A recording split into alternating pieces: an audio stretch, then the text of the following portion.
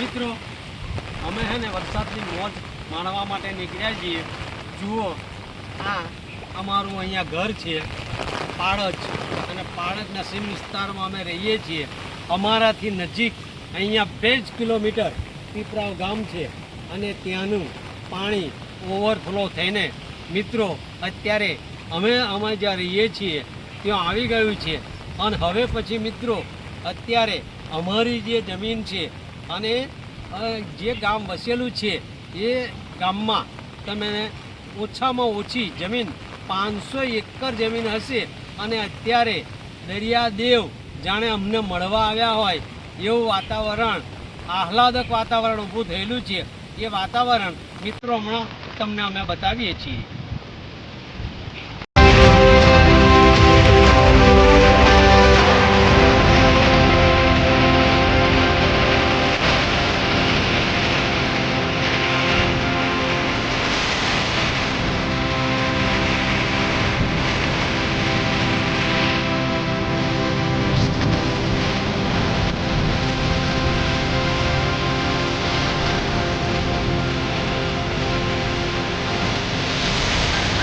મિત્રો અમે અહીંયા જે ઊભા છીએ આ જે લોકેશન છે એ લોકેશન ગાયકવાડ વખતની રેલવે હતી, પણ અત્યારે રેલવેનું નવીનીકરણ થઈ રહ્યું છે.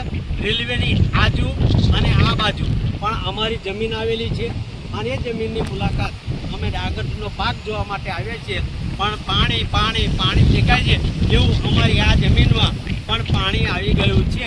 મિત્રો જુઓ કે અહીંયા રહેઠાણ પણ છે, મકાન પણ, અને હવે લોકોને સાંજ સુધી નીકળવું મુશ્કેલ પડે એવી પરિસ્થિતિ ઊભી થઈ છે.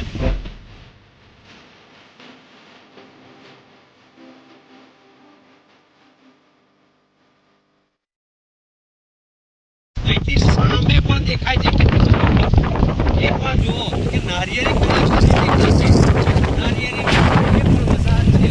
બધા લોકો પોતપોતાની જમીનમાં રહે છે, અને અત્યારે પાણીના માહોલમાં આવી ગયા છે.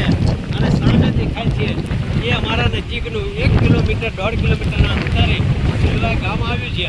ત્યાં પણ સખત પાણી છે. પાણી પાણી પાણી એટલે એ વર્ષો પહેલાંનું જે અમારું પુનરાવર્તન થાય છે. અને અહીંયા અત્યારે